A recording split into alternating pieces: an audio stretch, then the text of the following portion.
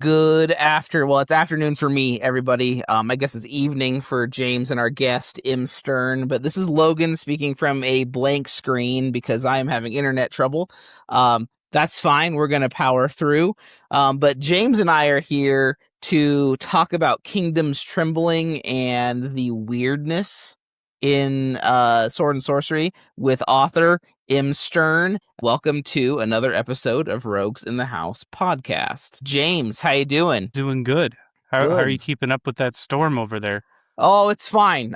They roll in the afternoon, and it's a lot of thunder and a lot of wind, and our aging infrastructure doesn't handle it very well. But yeah, that's fine. That's fine. My one experience in New Mexico was driving through on Route 66 on that red road right before it turns into Route 666, and it was just a downpour the whole time.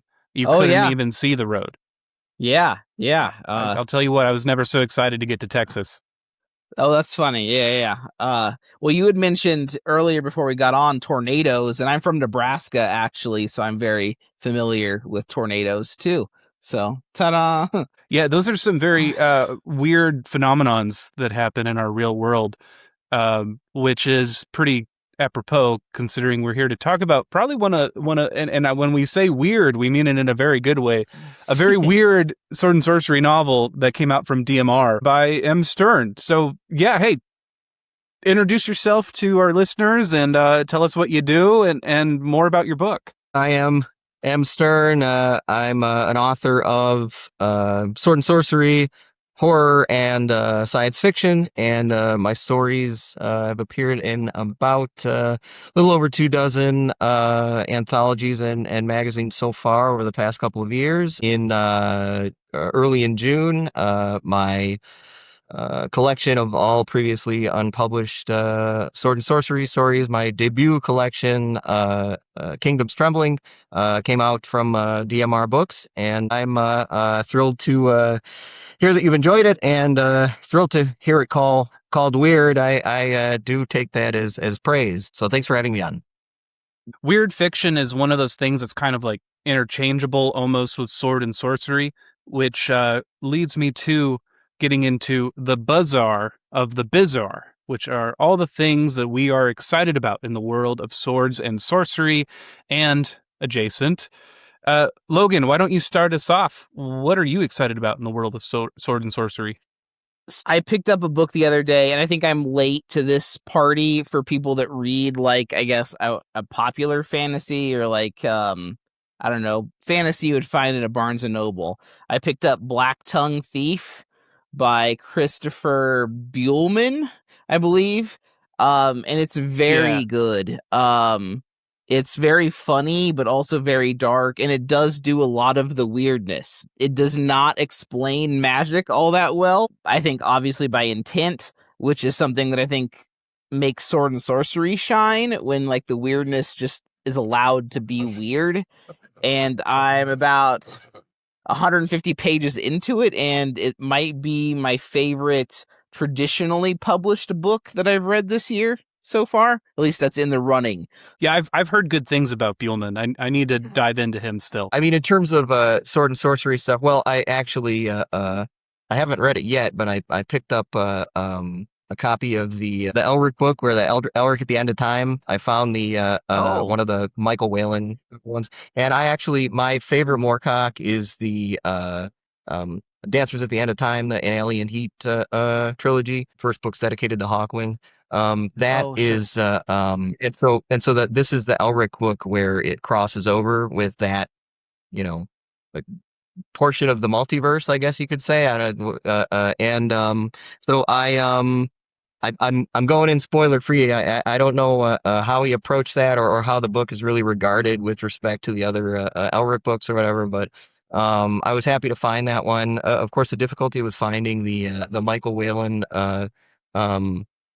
Moorcock,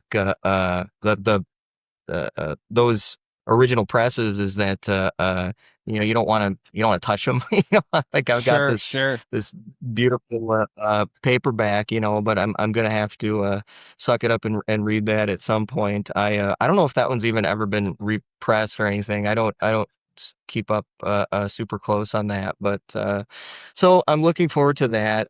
Other than that, I mean, I read pretty broadly within genres, outside of genre, sort of classic international literature, that sort of thing. So I just finished a book by a Polish author from, I think he wrote it in the 30s, 40s, maybe a little later. I can't quite remember. Called the author is Witold Gombrowicz, and the book is called Dirk, and it's a very interesting work of absurdism. I read another book by him a couple years ago called Cosmos, which I really enjoyed. That's awesome.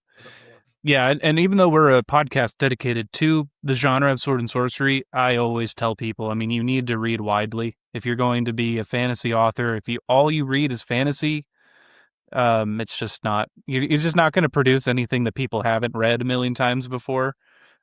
Just an opinion, but reading widely is a good thing. Makes you a well-rounded person in general, too, I'd argue. Something I read recently was Writer of the Widowlands by Coy Hall, which was a kind of a novelette short story situation. He released it on Kindle. And I think that's the only place where it's at, like one of those $2 releases, Sure. kind of similar to how Logan's Jangar was released. And it was very existential, very strange, definitely in that Clark Ashton Smith zone of just kind of this bleak landscape. We might even describe it as Dark Soulsy a little bit. And it was a while ago when I read it, but it is stuck in my mind. He uses this really great piece of public domain art as the cover, and it was like that piece was made for that story 200 years ago. Just worked out perfectly for it. Wow. Yeah, that's cool. Weirdly enough, I find this section a little bit tough, even though I'm like releasing book reviews every week. It's like we do this once every 2 weeks to a month, and I'm still trying to find things that we haven't talked about yet, because if we're talking about what I just read, it was Kingdom's Trembling, and that was Logan's pick 2 episodes ago. Yeah. Yep. Yeah, it's fantastic. And we might as well just jump into it. I don't usually do impulse buys, and I think I mentioned this 2 episodes ago. But I saw the cover of your book and I had to have it. And granted, it is the ebook. I do most of my reading on ebooks now. But the cover is fantastic, and it's so, I don't know. So it really kind of gives you a feeling of what you're going to experience, which is kind of like I don't know, almost like a psychedelic hallucination of a fantasy world. I also mentioned before that I like grounded sword and sorcery a lot, like your Conans and your Amaros and stuff. And this was such almost like a breath of fresh air, like a palate cleanser for me. So kudos, very, very solid. Highly recommended. Oh, that's great to hear. Thank you. And yes, absolutely. The cover. I mean, Matthew Skillern, the illustrator, just did absolutely beautiful work on that. To say that I was blown away when I saw that graphic was putting it lightly. I mean, to see your work illustrated is always, at least for me, a rare and always, I think, an amazing experience to see it interpreted through the lens and the craft of a graphic artist. I have no skills in that respect. So it's amazing. And then to see that, I mean, it really does jump off the page and scream at you. And I think it's beautiful. He's very accomplished artist, and his take on it just I think really captured, like you said, the sort of you get a feel for what's going to be in there. So I was, of course, very, very, very happy with it. Good. That's great that you got a illustrator to do a custom piece. I know there's a couple of artists out in the community who are excellent. It's very common to see their existing work licensed and put onto the cover. There's nothing wrong with that. I do it all the time. But it's even more special that this really interesting book got its own its own imagination melding of artist and writer. Yeah, absolutely. Absolutely. Yeah, there's obviously I've seen them done both ways with some nice, pre-existing art from a publisher buys and puts on. There's some very beautiful books like that. But yeah, getting a beautiful illustration like this is really, I was really happy with it. I when I saw it, I said, I think maybe that is so captivating that it'll sell the book. And here we have at least one instance that was the case. So it was, Yeah, but yeah, absolutely. If there's one, there are more. That is the key to book marketing. So I guess when I think of weird fantasy or weird sword and sorcery, even my mind always goes back to Clark Ashton Smith, because it's very. I think it's when you look at the spectrum of like the originals, like Conan's obviously on one side, and like the multitude of works by Smith are on the other. Is Smith inspiration for you, Stern, or did you like come at it from a different angle? Like what are the authors that kind of feed this imaginary world you've made? I smiled at that question because there are a couple of sort of classic authors who since I've been getting my Sword and Sorcery published, I've gotten compared to, particularly with respect to the Tears of Blood, which was my story in the first Die by the Sword anthology, which sort of sets this, is an introduction of this universe that is then further explored in Kingdoms Trembling. The Tears of Blood and the follow-up in Die by the Sword 2, The Eye Within the Eye actually takes place. They take place after Kingdoms Trembling in the continuity. So I get compared to Clark Ashton Smith. I've been compared to Jack Vance as well. And while it is certainly a wonderful thing to get those kinds of comparisons, of course, I think I've read maybe like one story by Clark Ashton Smith. I certainly appreciate his role in the Lovecraft circle and his influence, but I can't really claim him as an influence. I think in some ways it's just sort of how I write. In terms of my I mean, that said, I'm conversant in the weird, you might say, and Sure, have sort of lifelong horror fan. It's funny because I used to say I was more on, if you could say the Lovecraft versus Howard split right sure. there. Maybe not versus, but they're not at odds. But I was generally more of a horror buff growing up and so on. But then you think back, and I think about my really earliest influences. The Dungeons and Dragons cartoon was on TV when I was a little kid. Sure. When I was 4 years old, I was insane about He-Man, and so it was sort of the perfect era for me, I think that, that sort of, the sword and sorcery element of it has sort of always been there for me, Yeah. it's like, I mean, that's the so many of the Saturday morning cartoons and stuff that I grew up on were, sort of in that milieu, and I don't consciously remember any of that stuff, but at least not very much. But I feel like it's sort of a vibe, you know what I mean? It kind of like Right, sets the certain way, like certain things to sort of intuitively reach for when you're telling a particular kind of story. And to I guess I could say I read obviously high fantasy, not sword and sorcery, but I read Tolkien when I was 12, I think. So that Sure.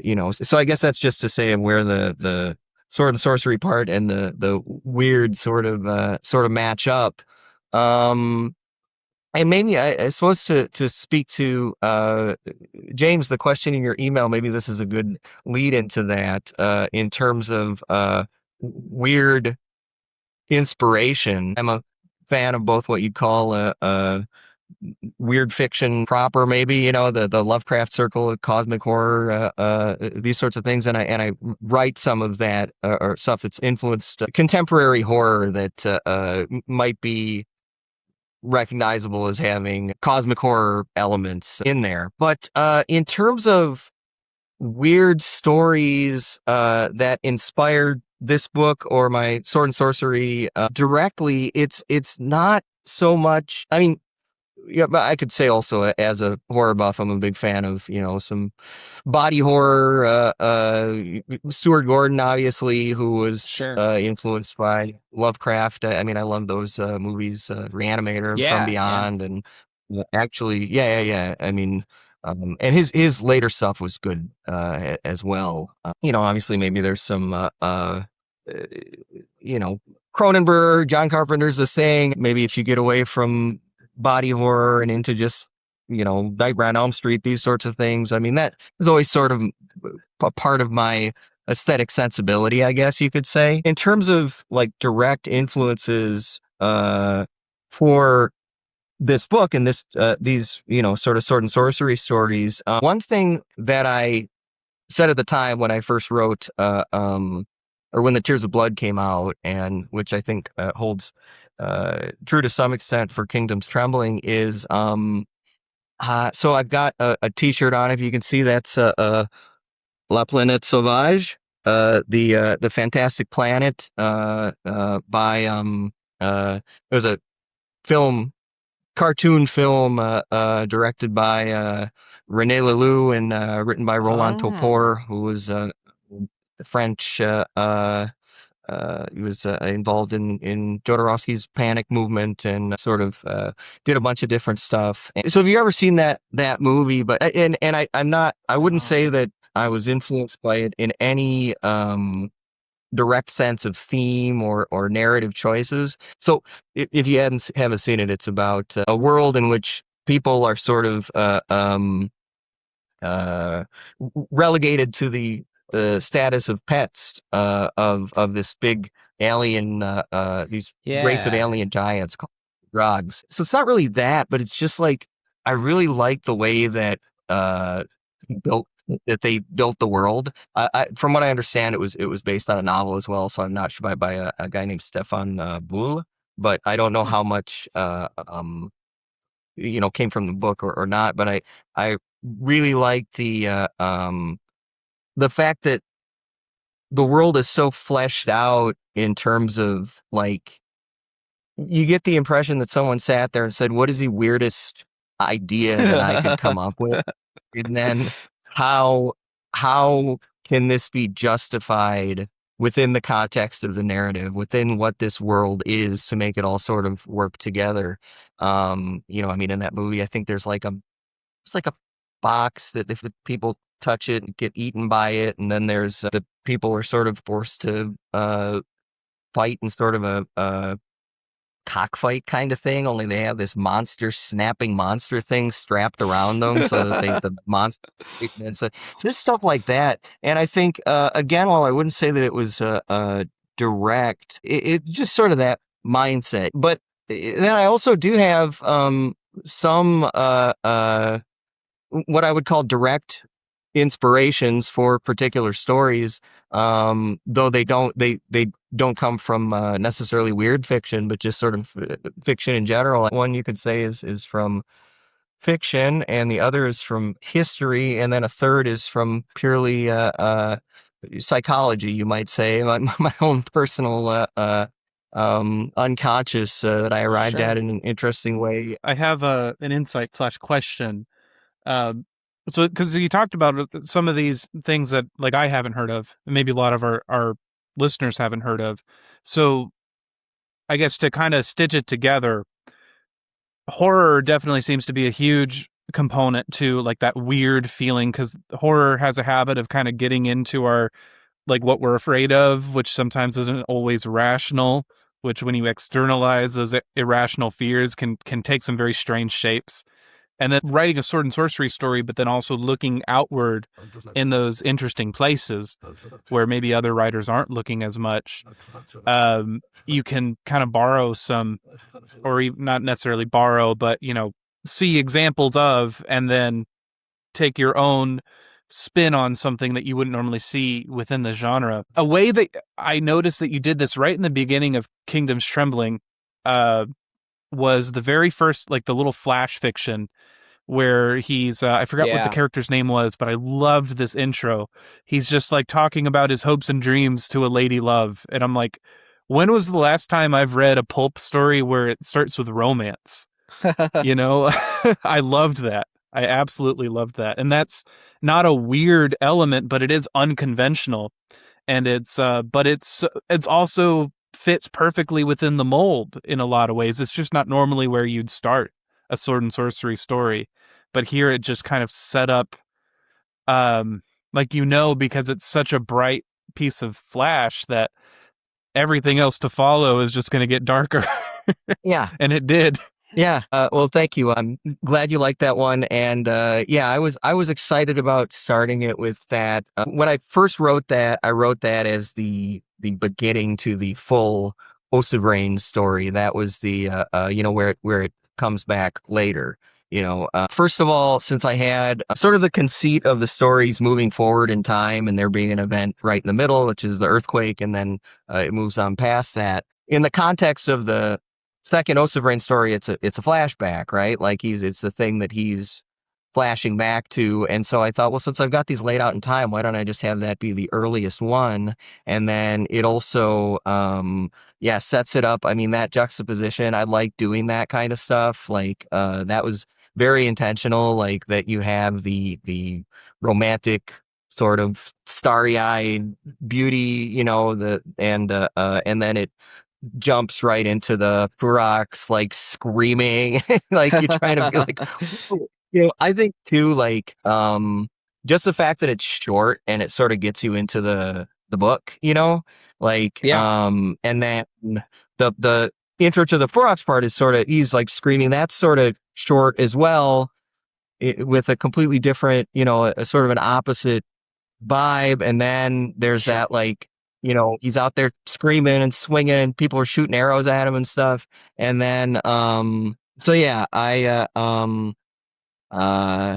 and then also with that, the opening vignette, it ends with you're focusing on the tear and this sort of stylized tear pouring down. Sure. And Sure. then when you get to the Oath of Rain story, he's staring at the metal and it's this drip of metal going down, and Oh. are taken back to that. And because he's been, I don't, maybe that, I hope I made that apparent, but if I don't want to do any authorial intrusions here, but was how I thought of it, is because he's talking about being sort of ensconced in this memory because he's been hitting this metal, which brings him back to the memory. And so the idea was that he's remembering that, and in his memory, he's looking at that tear dripping from her face, and then he's looking at the metal that's being poured. And then fifth ring, I think the smith asks him, like, what are you doing? Get to work, That was one of my favorite stories in the collection, was that second appearance of him. And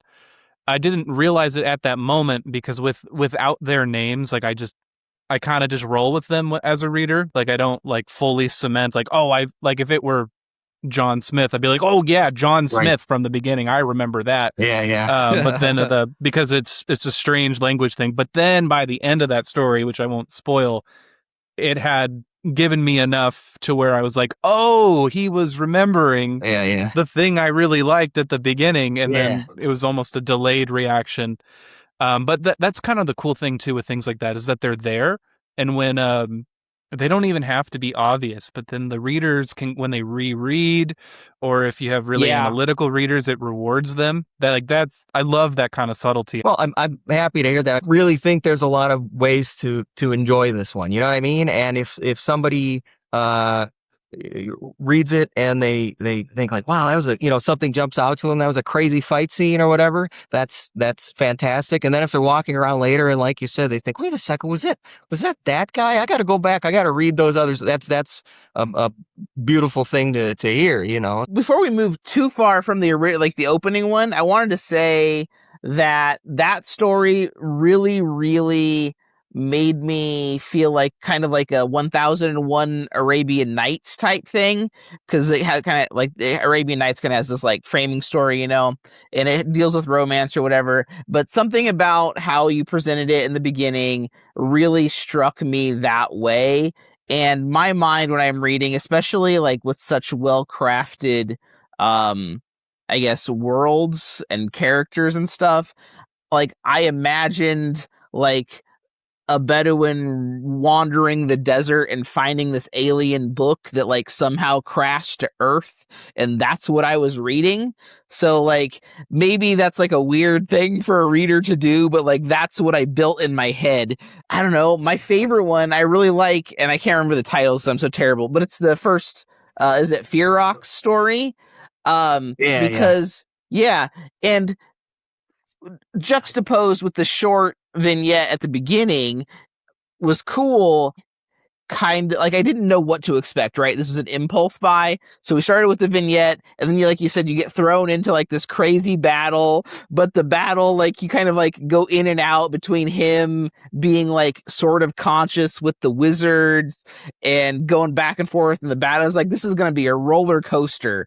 And then by the time we got to like the swamp and like I don't want to spoil things. I was like, this is the most wild thing I've read in maybe like years, right? And that was when I knew I was hooked. So I have like, I think that might be the one for me, which is difficult to say out loud because it's like the second story, right? So like, but it was great. It was such a great way to open the whole thing. Well, thank you. That's great to hear. Yeah, I think the Osa Brain one with Yun or Yoan, however you want to pronounce that. I thought about it as an umlaut. Like I know you're doing Mordschlag magazine, so I wanted to do the umlaut there. So, um, but uh, um, but so I had it in my mind to do it in this with character by character, essentially inventing a new character with every story, and then fleshing out the world through that, and sort of not the easiest approach, but I'm happy that I did it that way, Yeah, and I don't know if they're really an easy approach, but you know what I mean. I was just sort of at the time I happened to be reading a book called Death Comes for the Archbishop by Willa Cather. sure. And Yeah. Oh yeah, so, I so love Willa Cather. okay, cool. Yeah, excellent. Yeah. That's so yeah, last year I was going through a bunch of books that I've been carrying around from apartment to apartment for forever. And I had this copy of Death Comes for the Archbishop, which I think I got at a job or something. Like it was like on a table, and someone said, "Hey, you like books, But I've been carrying it around. I decided I'd finally read it. It takes place in the American Southwest and in Mexico, I think in the 1860s or 1870s. But there's a part where uh, the main character is, I think he's sleeping, and a bell starts ringing, right? The bell is an artifact, a relic that has been brought over from a church in Spain. Sure. And as this bell is ringing, he starts having a dream about Spain, right? It's sort of a Mm. uh, mystical, sort of metaphysical conceit there, sort of in keeping with a lot of stuff that she does with the book. It illustrates this idea that where this thing was made, that its substance somehow conveys its place, into the world as it's rung. Now, obviously, she's using that for other purposes. It's not a scientific thing. They don't run out and say, "Oh, we got to figure out how this bell works, right? We got to figure out how, because then we can make a portal to Spain and it'll be great." It got me thinking as I was looking for a way to go with a new story. What if you did have a metal that worked on the memory in not in a metaphorical way, but in a scientific way? I don't know if you could say a scientific way, but in a Sure. in a sort of quasi scientific fantastic. So that was what got me started on that story of the he's banging the metal. It sends him back in his memory, and then I think if you bang it with, is he I figured out the characteristics of it as I was sort of writing it, because I wanted to both, have it be capable of arousing memories and also erasing memories. And so just Sure. from there, I went to, okay, well, maybe if you bang it with different stuff, then the resonance does something slightly different. And then that brought me to the idea of the the room where this building where instead of someone ringing the bell, the building moves to ring the bell. I thought that Yeah. was, and so you don't see one of those every day, right? But No. I thought, I think that's awesome to hear that just to hear another, sword and sorcery fantasy author who looked to Willa Cather. My book Soil, that's coming out later this year, I describe it as if Willa Cather was as obsessed with Vikings as I am. wow. And I read a book, My Antonia, in college, but really it was a short story. I can't remember the name, something about life on the frontier, but it's about a drunk guy who lives Yeah. in a cabin in the woods, and he like kidnaps his wife, and he's just awful. And it led me to, after that, reading that story and it percolating in my brain for a long time, I took a CPR class and was, learning how to resuscitate a baby. And, because writers are weird, that connected dots. And I was like, what if there was a drunk guy in the woods who was a Viking, but also like saved a drowned little girl or something? And that ended up being the prologue to that book. So our inspiration can come in really weird ways and then can manifest in a very inventive story, right? And Yeah. when we're talking about the concept of weird fiction, something we touched on earlier with the way that you kind of like purposefully juxtaposed that vignette with the story that comes after. I mean, it's not just in the content, right? It's in the structure of the stories. Like there's that story that comes right after the vignette. Now I'm not totally finished with the book yet, so maybe I'm wrong, but as far as I have seen, that's the only poem that shows up, right? So it's even an unconventional kind of structural change. The story you were just talking about, there's the chapters are named except for the third one, which is a Roman numeral 3.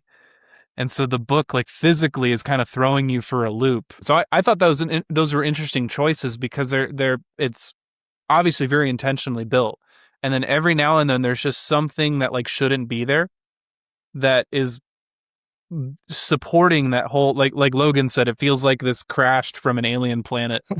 And it's from a book from another world. Yeah, Wait, so hearing you talk, so this is all very fascinating. I do want to say Willa Cather was required reading in high school because she grew up in Red Cloud, Nebraska. So we had to read My Antonia in senior year. So I am familiar, although I have not picked it back up. And like this kind of goes back to what we were saying earlier, the breadth of your inspirations then are astounding to me. You've gone from like French Art Nouveau alien cartoon movies to Willa Cather, who's like a lauded American historical author, and in the middle, like you also talked about like Polish authors and stuff. And like when I think about my own writing, like I like to think that I read broadly, but compared to you and James here, like the way you guys link together your inspirations is like inspiring to me. Like I think that's truly a sign that like your game, and like of course this is comparing to me, your game is at a higher level than mine. Like it's I'm almost speechless hearing you guys talk about these things. Like these are things I'd never think of. So like just kudos to you. I think that's so amazing. From my seat, who like I basically read an author and then like I'm gonna copy this style and see what comes out, and that's basically my entire library. thank you, but I should add that I think that there are all different kinds of authors, and you can be a Sure. perfectly good kind, a wonderful, excellent author and draw primarily from particular sources that speak to you and inspire you. I mean, obviously, I have my way of doing things. Right. James does as well, and so there's many great ways to be a writer. I think it's just, but I Sure. do think that it is important to read as much as possible and so on. It's always worthwhile picking up something off the beaten path for you, I think, or for me, or for Sure, anyone sure. really. In the Oroidiomus, the gladiator story, I could just say that there is a sort of a, you might even call it an Easter egg if you are familiar with. If you read the first book of Edward Gibbon, Decline and Fall of the Roman Empire. So when I read Gibbon, when I read the first book of Gibbon years ago, I'm now working my way through book 5. So it's been a project, Wow. but there Yeah. only one left after that. So I'm getting there.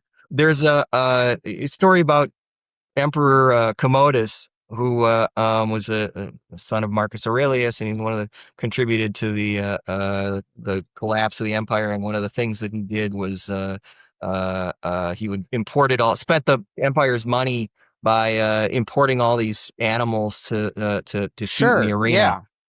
At the time. But there's like a footnote, I think, where he talks about how it was in order to kill, to like hunt ostriches. Like he fashioned a special arrow, which I can only imagine was like an ostrich is such a like dumb looking creature, and so it's the idea of like spending time.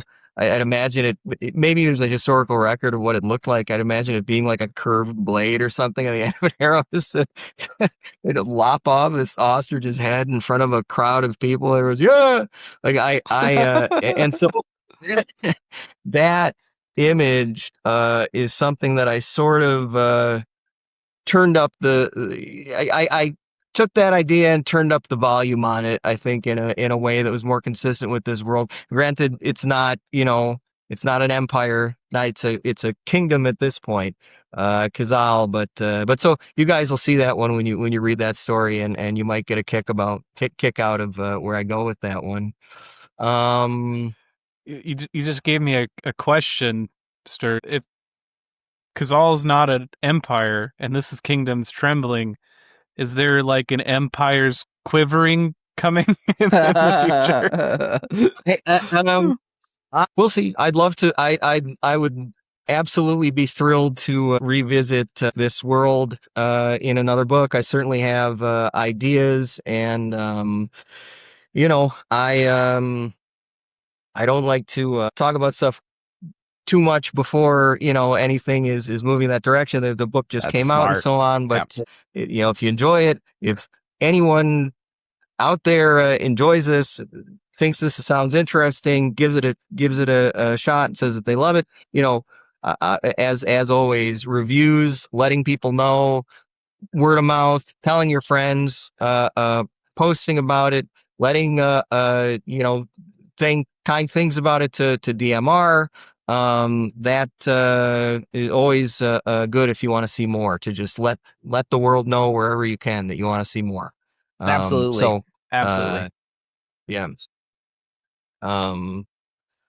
So I do have one more story in terms of inspiration. Have you guys read the one with the mercenary? He gets bitten by the oracular flea, and he's dying, and he's having to yes. find Yeah.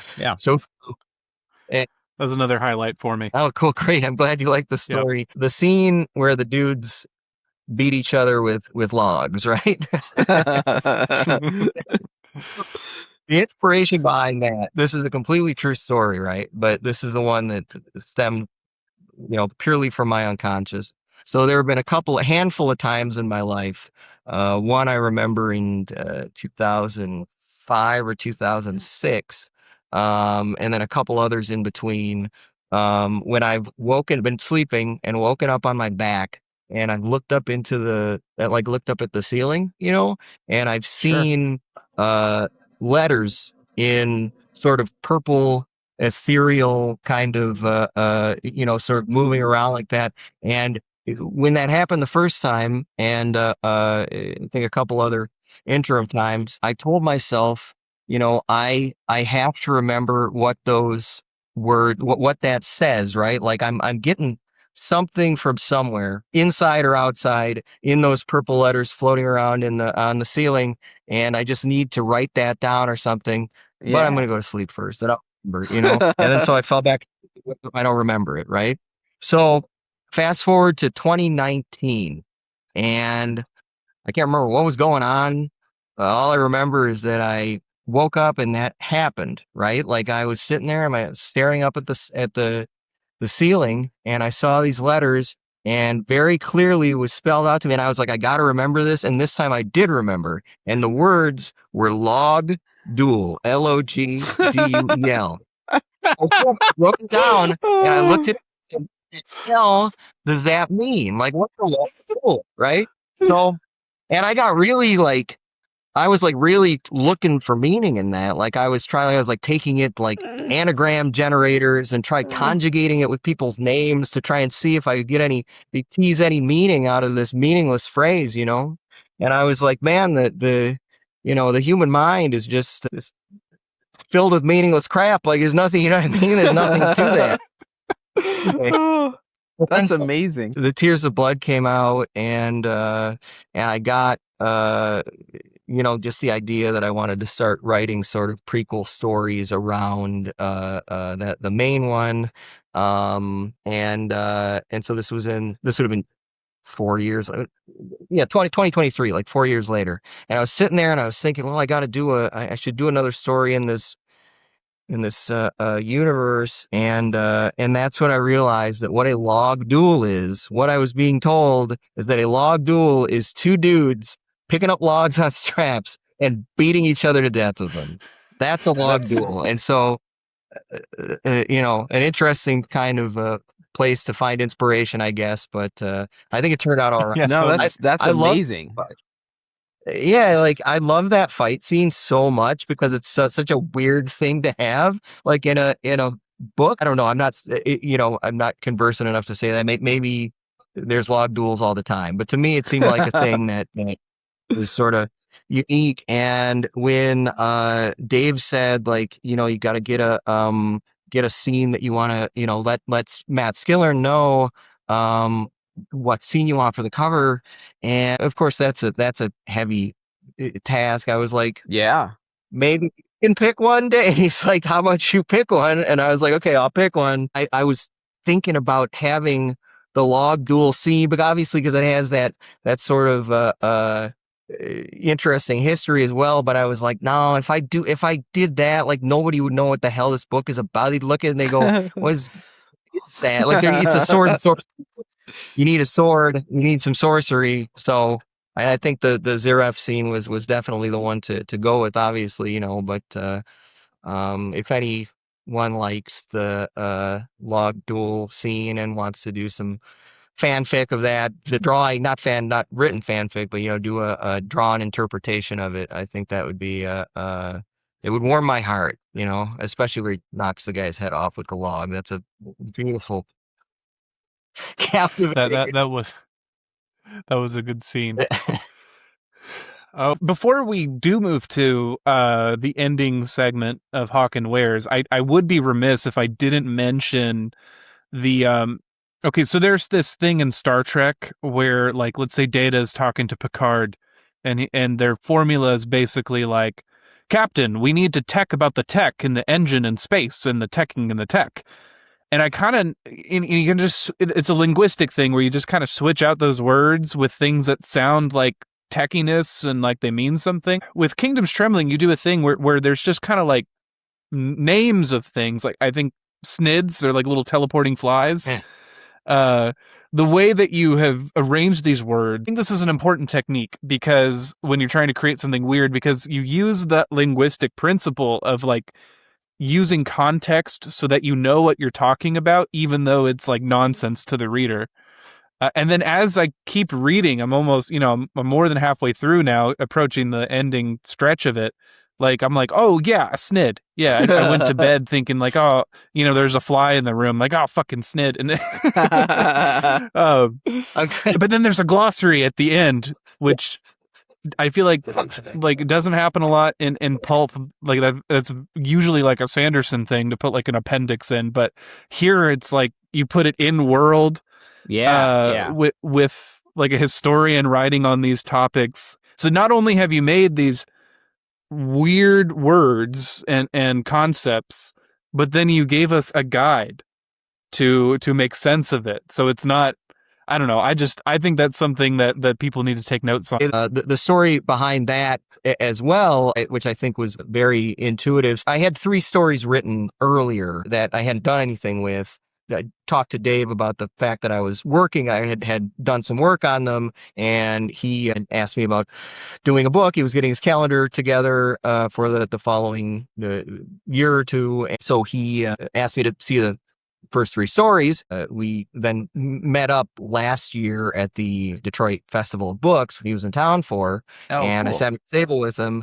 You nervous, right? Did he like the stories? How were, and he said, the stories are good, but can you do like an index with all the stuff? and I knew what he meant, right? And then at that moment, I decided I'm going to do this as an in-universe thing. The character within the text didn't exist yet. I just had an idea. If I'm going to put this in there, I want to do that in a, not just that it's there, but that it's woven into this in a sort of more immersive and interesting way. And I do think that was a great editorial instinct on his part. There's like you said, the way that I write it is to have, as if characters within the world are talking about the things in their world without much description, but then maybe you'll have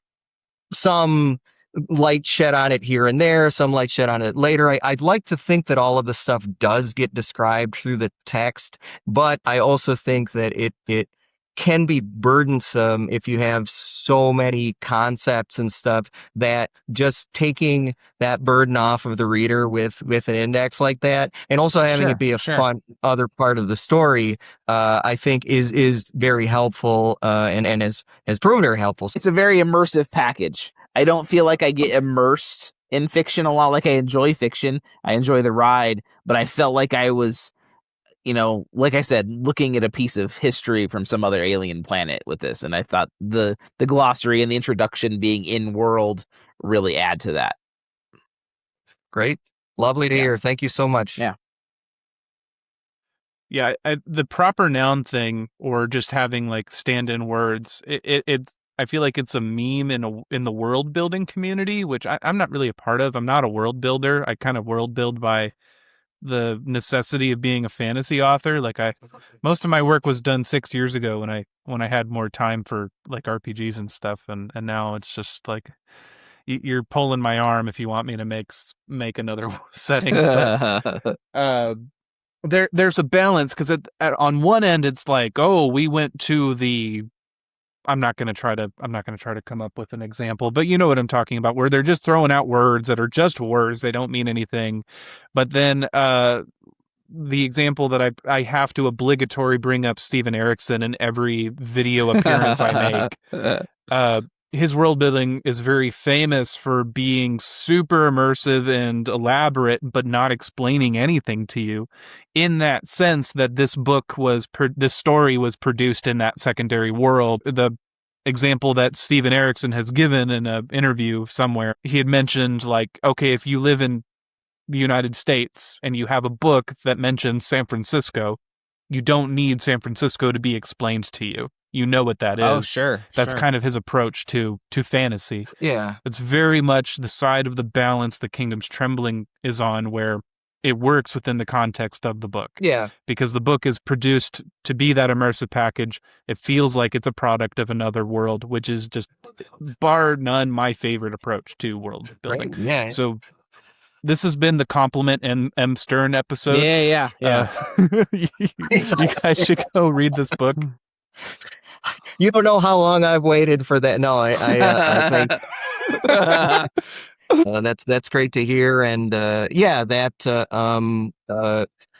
in terms of the phenomenology of it, like, I mean, I don't think it goes to, you're at Ulysses, like James Joyce, Ulysses, that's, there are parts of that book that are very very much tightly things happening, like that author said about San Francisco, only with things that happened on a particular day historically, things that you couldn't Sure. possibly know, and you place a lot of games with that. So I wasn't there with it. Like it's I don't think it's like a modernist experiment or anything. You know what I mean? Like it, but I do uh think there's just, I like doing that with concepts to have the world feel a little realer, a little more fleshed out, and without relying so much on what they call info dump. But I don't want to disparage info Right. dump Yeah. because it's, well, you know what I mean. There's It has its place. Yeah. so I mean I have an entire index in the back, so I guess you could call that info dump. So I'm not, I don't take a stance on these types of things. Yeah, well, awesome. Well, hey, M. Stern, where can people find you? What are some things you're working on? Give us the plugs. Shamelessly promote. Online, you can find me a couple of different places. My author blog is at msternauthor.com. I'm on Facebook, facebook.com/msternauthor. I've been on Substack lately at thesternstack.substack.com.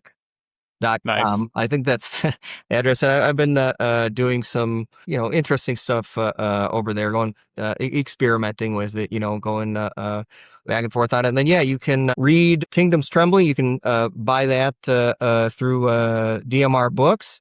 And you can also find the other two stories in the Die by the Sword 1 and 2 anthologies from DMR Books. And I was recently in DMR's Walpurgis Witchery's seasonal themed anthology, which has a sword and sorcery character, Boda Barracks, who is not related to this universe at all, but some may find interesting, enjoyable, and that's a very good anthology worth checking out. I'm a writer of horror as well, and I recently had a story, What's Behind the Walls, come out in Chthonic Matter Quarterly. It is the follow-up story that I had in that anthology a couple of years ago, in winter of 2024, called Sticky. So if you want to see a sort of different side of what I do, you can check that out. And I also have a story coming out in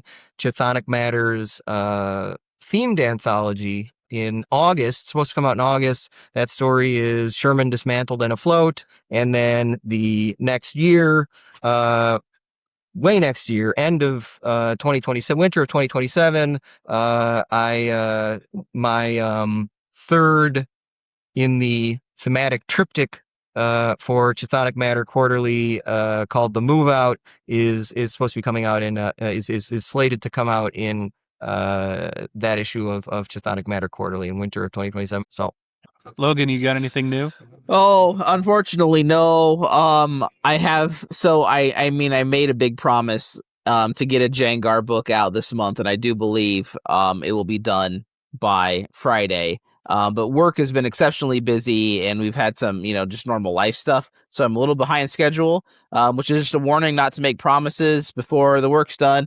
But it's going. So keep an eye out for that. Otherwise, you can find the first Jengar, and Honor Among Rogues is still out there. You can check out my Substack as well. I just followed M. Stern here. I look forward to looking through that.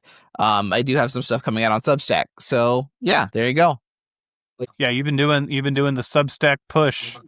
Trying, Okay, what's going on with me? The Arcanist fantasy magazines are coming to BackerKit very soon, probably in less than a week once this episode goes live. So July 24th, we have the literary fantasy magazine, but let's be real, you're going to be there for Mordschlag, Sword and Sorcery. There are 2 issues there. We got a story by Bryn Hammond. We got a story by Michael Stackpole. We got a story by 2 stories by Lee Patton. Bunch of cool stuff coming out in those first 2 issues. I'm already working on the issues for next year. So it's cool stuff. It's also an opportunity to buy every book that I've ever published, either like my own writing or, other authors that I work with. My publishing house, we just, when we do crowdfunding, it's a little sales event for everything. So if you are on the fence about anything, now's the time to take a look and see what books you can get at a little bit of a discount. Is that Against the Demon World by DM Ritzlin back there right behind you? All right. Shout out. Yep. Everybody can also go to the DMR website and buy Against the Demon World by DM Ritzlin. So shout out DM Ritzlin, Dave Ritzlin. DMR Awesome. books. Now, until next time, may your snids stay teleporty. All right. No, that was good. Oof. I